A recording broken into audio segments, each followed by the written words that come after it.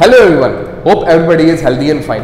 So let's no के आज के सेक्शन में हम डिस्कस करेंगे कुछ ऐसे important learning tips and tricks के बारे में रिलेटेड टू एवरी सब्जेक्ट, चाहे वो कोई प्रैक्टिकल सब्जेक्ट हो या फिर हो कोई थ्योरी सब्जेक्ट। कैसे हम किसी भी सब्जेक्ट को अप्रोच कर सकते हैं, क्या लर्निंग ट्रिक्स हम उसमें इस्तेमाल कर सकते हैं ताकि वो सब्जेक्ट को हम और बेटर तरीके से और इंटरेस्टिंगली जो है वो पढ़ सके। ठीक है, देखिए लर्न करना very important for every subject. जितना ज्यादा अच्छा लर्न करेंगे, समझेंगे, उतना ज्यादा बेटर आपका रिजल्ट जो है वो आएंगे। राइट, तो आज की क्लास में हम यही डिस्कस करेंगे कुछ ऐसे टिप्स, कुछ ऐसे ट्रिक्स जिससे इस लर्निंग को आप और नेक्स्ट लेवल तक लेकर के जा सकते हैं। ठीक है, so let's start. So first of all there are 4 types of subject. ठीक है, 4 types of subjects are, one is understanding concepts. ठीक है, कुछ ऐसे सब्जेक्ट्स होते हैं जिसमें कंसेप्ट्स जो है वो मेन रोल प्ले करते हैं। सेकंड इज द सब्जेक्ट्स जिसमें हम मेमोराइजेशन की बात करते हैं, यानी याद रखना। ठीक है, वो ज्यादा वाले सब्जेक्ट्स होते हैं। Then we have subjects which is related to language. Right, ये लैंग्वेज सब्जेक्ट्स होंगे तो कैसे उनको फिर हम प्रिपेयर कर सकते हैं। And finally the application based subjects में हम न्यूमेरिकल्स, प्रैक्टिकल क्वेश्चंस, इस तरीके जो सब्जेक्ट्स हैं वो हम इसमें कैटेगराइज कर सकते हैं। तो हम चारों तरीके के सब्जेक्ट्स के बारे में बात करेंगे आज के इस वीडियो में, तो बने रहिएगा इस वीडियो में एंड तक। First of all understanding concepts. अगर हम इन सब्जेक्ट्स की बात करें तो इसमें आते हैं mainly physics, thermodynamics and the economics, क्योंकि इनमें आते हैं मेनली कुछ ऐसे कंसेप्ट, कुछ ऐसे प्रैक्टिकल एग्जाम्पल जिसको हमें समझना बहुत जरूरी होता है और कई बार उनको समझना थोड़ा सा मुश्किल भी हो जाता है। तो देखिए उसके लिए क्या ट्रिक हम इस्तेमाल कर सकते हैं। So for that Feynman technique. ठीक है, फाइमन कौन थे जी? Feynman Nobel prize winner physicist थे बेटा। ठीक है, और इन्होंने बहुत अच्छी टेक्निक जो है ऐसे सब्जेक्ट्स को पढ़ने के लिए निकाली थी। व्हाट ही टोल्ड कि prepare notebook for the subject, कि भाई हर एक सब्जेक्ट के लिए सबसे पहले क्या करो, एक ऐसी नोटबुक बनाओ। ठीक है, जितना ज्यादा इन सब्जेक्ट्स को प्रैक्टिकली समझोगे उतना ज्यादा बेटर है। ठीक है, तो सबसे पहले क्या करो, एक सब्जेक्ट ली, जैसे सपोज कीजिए इकोनॉमिक्स पढ़नी है आपको, तो सबसे पहले उसकी एक नोटबुक बनाओ। Then read the concept from the book. अब कोई भी कंसेप्ट जो आप पढ़ रहे हो इकोनॉमिक्स में, उसको बुक से अच्छे से पढ़ो। ठीक है, now what happens next, then write explanation of the concept in the notebook in your words. अब जैसे ही आपने बुक में उस कंसेप्ट को पढ़ा, ठीक है, अब आपका नेक्स्ट टॉपिक क्या रहेगा, नेक्स्ट आपका स्टेप क्या रहेगा कि आपको उन कंसेप्ट को पढ़ के अपने वर्ड्स में अपनी नोटबुक में लिखना है। And the final stage is here, explain the learned subject. ठीक है, अब फाइनली जब आपने उसको लिख लिया, उसके बाद में आप क्या करोगे? ठीक है, उसके बाद आप उसको एक्सप्लेन करो। तो भाई 4 स्टेप्स कौन कौन से हो गए? सबसे पहले कोई भी कंसेप्ट आपने पढ़ा, उस कंसेप्ट को पढ़ने के बाद में आपने उसको लिखा अपने वर्ड्स में। फाइनली उस कंसेप्ट को जब लिखा तो उसके बाद उसको आप एक्सप्लेन करो। अब एक्सप्लेनेशन के लिए बहुत अच्छी सी टेक्निक है, यहां पर जरा ध्यान से देखेंगे। Imagine that we are explaining the concept to a 5-year-old kid. अगर एक 5 साल छोटे बच्चे को आप कोई भी चीज समझा सकते हो तो यस, वो कंसेप्ट आपको बहुत बेटर तरीके से समझ में आ चुका है। तो यहां पर भी आपको यही ट्रिक इस्तेमाल करनी है बच्चा। उसमें क्या करना है आपको, सिंपली जो भी आपने कंसेप्ट को सीखा आप उसको ऐसे एक्सप्लेन करो जैसे आपके सामने एक 5-year-old बच्चा बैठा हुआ है। ठीक है, जितना ज्यादा बेटर आप उसको समझा पाओगे उतना ज्यादा कंसेप्ट आपको जो है वो दिमाग में क्लियर होगा, क्योंकि ये साइंटिफिकली प्रूवन है कि जब आप किसी भी चीज को एक्सप्लेन करते हो वो लॉन्ग टर्म तक आपके दिमाग में इंप्रेशन छोड़ करके जाती है ना। एक एग्जाम्पल हम ले रहे हैं यहां पर जिसमें आता है, हम लॉ ऑफ डिमांड के बारे में पढ़ रहे हैं। So the law of demand states that quantity purchased varies inversely with price. Whenever price of any product rises, the quantity demanded of it falls, and vice versa. There is a relationship between this price and quantity demanded. In other words, higher the price, lower the quantity demanded. जितना ज्यादा price होगा उतना कम demand जो है वो रहने वाली है। तो हमने यहाँ पर कुछ कंसेप्ट्स देखे लॉ ऑफ डिमांड से। जैसे मैंने ये कंसेप्ट को पढ़ा, अब इसको प्रैक्टिकली देखते करके। ठीक है, तो मैं क्या करूंगा, सबसे पहले इससे रिलेटेड कुछ नोट्स प्रिपेयर करूंगा। सबसे पहला नोट क्या हो सकता है कि लॉ ऑफ डिमांड ये किससे रिलेट कर रहा है? ये रिलेट कर रहा है प्राइस से of the commodity and quantity demanded से। ठीक है, अब कुछ सिंबॉलिकली मैं इसको लिख सकता हूं, जैसे कि whenever price of x commodity goes up, quantity demanded falls down. Right, and इसी का vice versa, price if goes down the quantity demanded will rise. ठीक है। तो इस तरीके से सिंबॉलिकली जब मैंने इसको देखा, अब मैं इसी को ऐसे एक्सप्लेन करूंगा जैसे कि मेरे सामने एक 5 साल का बच्चा बैठा है जिसको उसके बारे में कुछ भी नॉलेज नहीं है।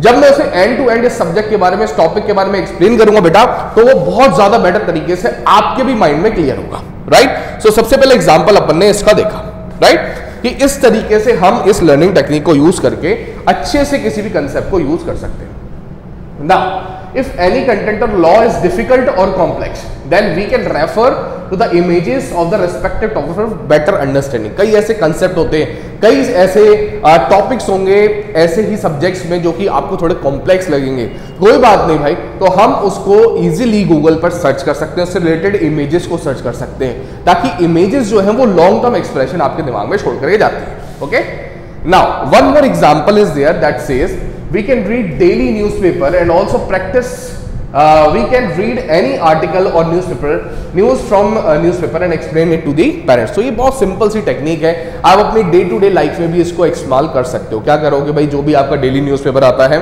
उसमें आर्टिकल्स को पढ़ो, कोई न्यूज आई है उसको पढ़ो, ठीक है, और अपने पेरेंट्स को उसको अपने वर्ड्स में एक्सप्लेन करके दिखाओ, ठीक है। तो इससे आपकी प्रैक्टिस क्रिएट होगी कैसे हम किसी भी चीज को पढ़ के समझ सकते हैं, साथ ही साथ एक्सप्लेन कर सकते हैं।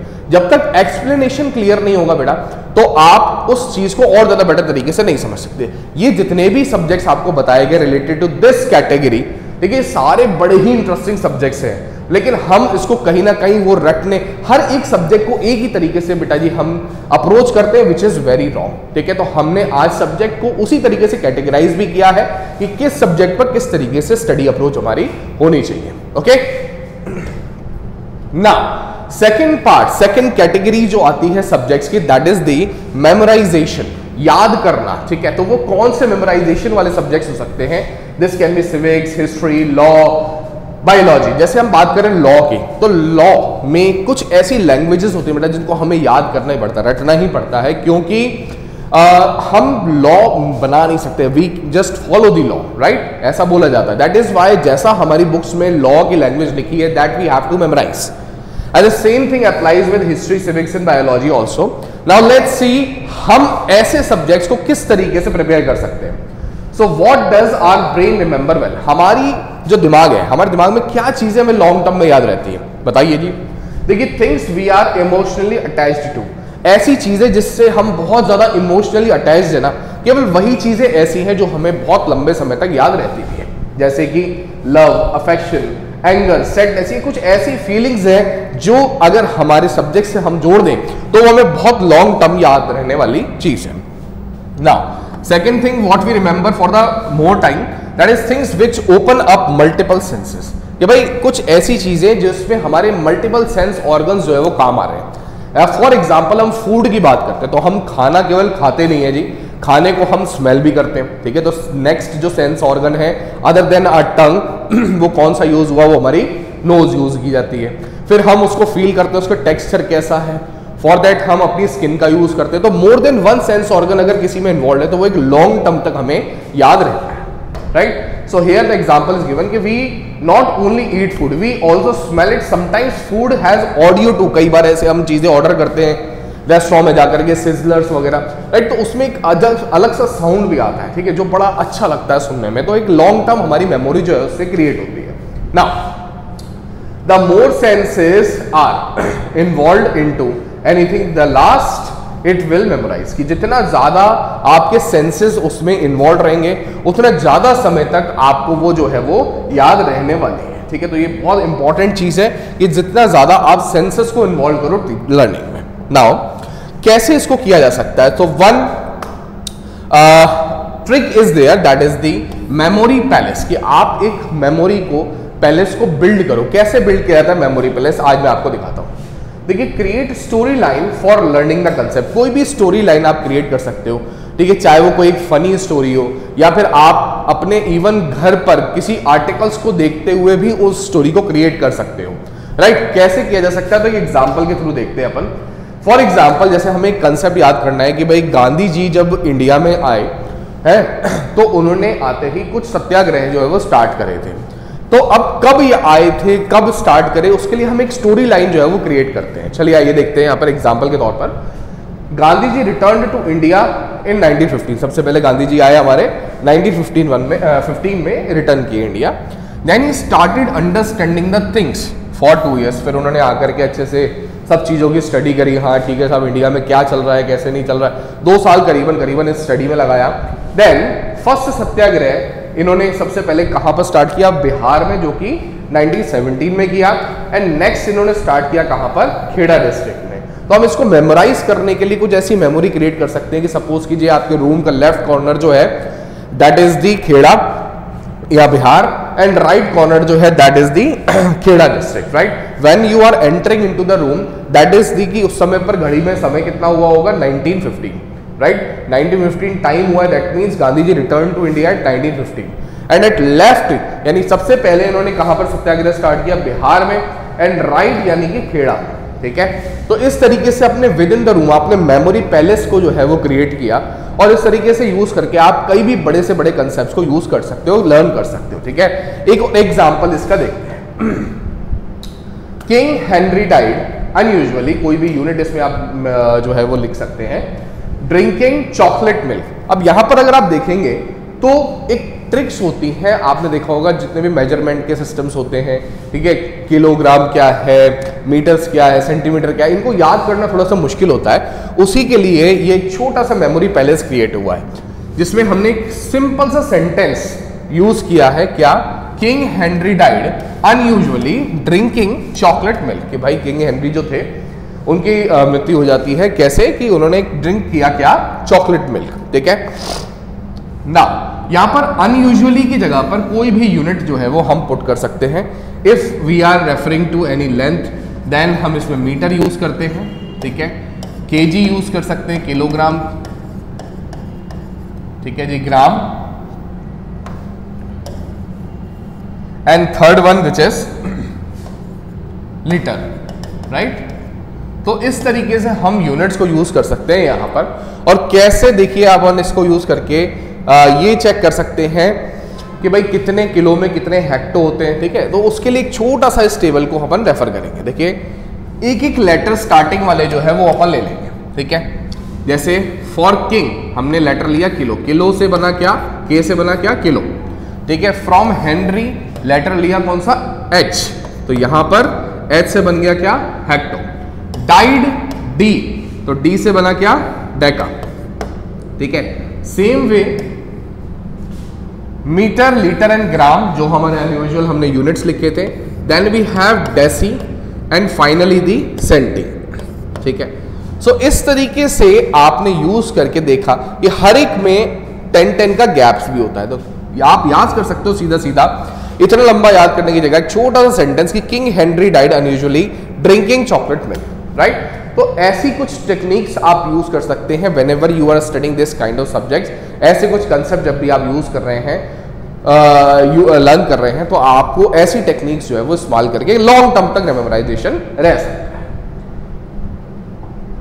Here we have the third part, which is the language-based subjects. Now, what are these? इसमें आते हैं आपके बेटा जी जितने भी लैंग्वेज बेस्ड सब्जेक्ट्स रहते हैं, चाहे वो हो गया इंग्लिश, चाहे स्पेनिश, जर्मन, हिंदी, और जितने भी लैंग्वेज सब्जेक्ट्स हैं वो सब इसी में आते हैं। देखिए लैंग्वेज सब्जेक्ट्स को याद करना थोड़ा सा मुश्किल रहता है, देखिए थोड़े से कॉम्प्लिकेटेड है, क्योंकि हर एक लैंग्वेज की अपनी ग्रामर होती है। अगर वो ग्रामर हम अच्छे से समझ पाए तो उसको और याद करना ईजी रहता है, समझना ईजी रहता है, राइट। फॉर दैट मैटर ऐसे सब्जेक्ट्स को कैसे डील किया जाता है, आइए उसको भी हम समझेंगे। So here we have the steps for reading and approaching the language subjects. What it says कि सबसे पहले रीडिंग कीजिए। क्या कीजिए, आप सबसे पहले जो भी टॉपिक पढ़ रहे हैं, जो भी चैप्टर आप पढ़ रहे हैं, उसको पहले पढ़ के देखिए, देन आप उसे लिखिए। फिर थर्ड स्टेप आता है इसमें कि आप उसको सुन भी सकते हैं, एंड फाइनली उसको बोलना। जितने ज्यादा बोलेंगे उतने ज्यादा आप किसी भी लैंग्वेज में क्लियर होंगे, राइट। अब कैसे अप्रोच किया जाएगा आइए देखते हैं। देखिए आप कितने भी चैप्टर जो भी आपके गिवन है उसको आपको रीड करना सबसे पहले इंपॉर्टेंट है, क्योंकि क्या कंटेंट आपके चैप्टर्स में गिवन है वो आपको पढ़ करके ही समझ आएगा। और लैंग्वेज सब्जेक्ट ऐसे सब्जेक्ट है जिसमें अगर आपने चैप्टर्स की रीड नहीं किया तो बेटा जी प्रॉब्लम हो सकती है। Now practice of speaking in front of mirror, कई सारे ऐसे टॉपिक्स होते हैं, कई सारे ऐसे हम बात करते हैं कि स्पीकिंग में हमें थोड़ी प्रॉब्लम आती है, तो फॉर दैट मैटर आप क्या कर सकते हैं, इन फ्रंट ऑफ द मिरर, जैसे इंग्लिश है, मुझे आज सपोज कीजिए इंग्लिश स्पीकिंग की प्रैक्टिस करनी है, ठीक है, तो मैं अपने आप को इंट्रोडक्शन से स्टार्ट कर सकता हूं। और वो कैसे इंट्रोडक्शन किया जा सकता है कि मैं सिंपली एक मिरर के सामने जो है वो अपने आप को प्लेस करूंगा।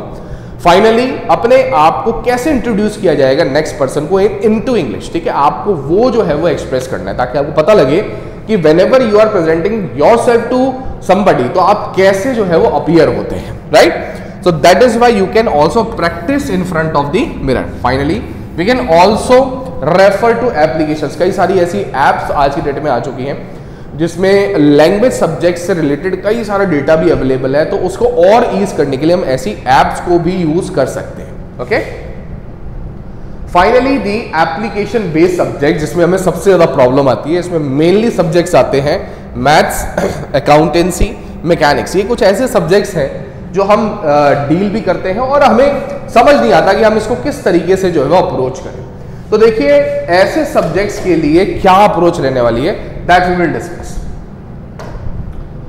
मोर प्रैक्टिकल देन थ्योरी, ये सबसे बड़ा फॉर्मूला इसका है क्या कि जितना ज्यादा प्रैक्टिकल सब्जेक्ट्स हैं तो प्रैक्टिकल पर ही आपको ज्यादा ध्यान देना है, right. And only and only the formula is practice practice and practice. जितना ज्यादा प्रैक्टिस करेंगे उतना ज्यादा इन सब्जेक्ट्स के बारे में आप अच्छी नॉलेज ले पाएंगे, right. What it says, practice for practical illustration, examples and numerical question। जितने भी आपकी बुक में आपके चैप्टर से रिलेटेड न्यूमेरिकल्स हैं, एग्जाम्पल्स हैं, क्वेश्चंस हैं, उनको अच्छे से प्रैक्टिस कीजिए, देखिए कि वो किस तरीके से सॉल्व किए गए हैं, राइट। जैसे एग्जाम्पल के तौर पर हम अकाउंटेंसी में एक कंसेप्ट लेते हैं एडमिशन ऑफ अ पार्टनर, कि कैसे जब भी एडमिशन ऑफ पार्टनर होता है तो हम कैसे उसकी अकाउंटिंग करते हैं।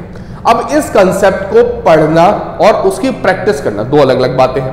तो मोर ध्यान आपको, मोर फोकस आपको किस पे रखना है, प्रैक्टिस पर, कि भाई इससे रिलेटेड न्यूमेरिकल्स अगर आते हैं तो कैसे उन्हें सॉल्व किया हुआ है, उनको ट्राई कीजिए, उनको इमिटेट कीजिए, right. So understand the pattern of solving the examples and illustrations and imitate, कि आप ये देखिए किस तरीके से पैटर्न क्या सॉल्व करने का है, उस पैटर्न को हमें फॉलो करना है, क्योंकि मेन चीज जो है यहां पर यही होता है, पैटर्न को फॉलो करना। नाउ फाइनली जब आप एक अच्छा सा हैंड्स ऑन आपकी प्रैक्टिस हो जाती है कि भाई नहीं मुझे अब अच्छे से सॉल्व करने आ गए हैं, अब आप देखेंगे कई सारे फॉर्मूलाज आपको सॉल्विंग करते करते याद हो जाएंगे। लेकिन अगर फिर भी कुछ ऐसे कंसेप्ट थ्योरी बेस्ड फॉर्मूलाज हैं तो अभी भी बचे हुए हैं, और थ्योरी पार्ट उसका जो भी बचा हुआ है वो आप बाद में लर्न करेंगे, ठीक है। ये एक बहुत प्रैक्टिकल अप्रोच है और जितना ज्यादा इस अप्रोच पर वर्क करेंगे आप देखेंगे कि इतना इजी आपके लिए मैथ्स, अकाउंट्स और ऐसे प्रैक्टिकल सब्जेक्ट्स हो जाएंगे कि आपका इंटरेस्ट ऑटोमेटिकली इसमें और ज्यादा डेवलप होगा, right. Now one bonus suggestion for you all. Problem, क्या प्रॉब्लम है जी, कि sometime the reader learner loses interest, कि भाई पढ़ते पढ़ते कभी कभी ऐसा होता है कि हमारा जो मन है वो थोड़ा सा ऐसा हो जाता है कि यार क्यों इस सब्जेक्ट को पढ़ना है, क्यों इस टॉपिक को पढ़ना है, ठीक है, मतलब हमारा इंटरेस्ट जो है वो लूज होना स्टार्ट हो जाता है। ऐसा प्रॉब्लम सबके साथ होता है, लेकिन इसका सोल्यूशन क्या हो सकता है, आइए देखते हैं। So try to find out the reason for studying the concept. सबसे पहले देखो कि आप जो टॉपिक पढ़ रहे हो, जो कंसेप्ट पढ़ रहे हो, उसको पढ़ना क्यों है, उसको उसकी जरूरत क्या है, रीजन क्या है, राइट। ये रिसर्च करो उस पर कि भाई who first developed that concept, कौन सा ऐसा बंदा था जिसने सबसे पहले इस कंसेप्ट को पढ़ा था या फिर इवॉल्व किया था। Try to find out the complete history of the topic. जो भी टॉपिक पढ़ रहे हो, इंटरेस्ट लूज कर रहे हो तो उसकी हिस्ट्री में चले जाओ, कैसे वो टॉपिक इवॉल्व हुआ, कैसे वो टॉपिक क्रिएट हुआ, ठीक है। थोड़ी रिसर्च करोगे, उसमें इंटरेस्ट अपने आप डेवलप होना स्टार्ट हो जाता है, right. Finally related with the practical life, और उस कंसेप्ट को जितना ज्यादा हो सके अपनी प्रैक्टिकल लाइफ के साथ में रिलेट करके देखो। जितना ज्यादा प्रैक्टिकल लाइफ से रिलेट करोगे चीजों को, उतना ज्यादा बेटर तरीके से आएगा।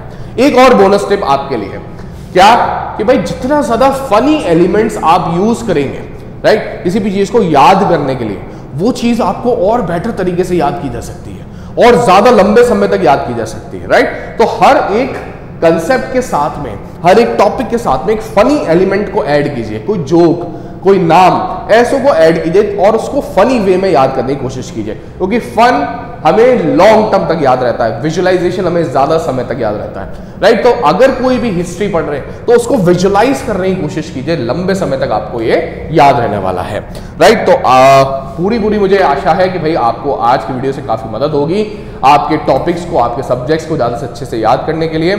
ऐसे ही इंटरेस्टिंग ट्रिक्स एंड टिप्स हम लाते रहेंगे, तो बने रहिए हमारे चैनल पर। Thank you so much.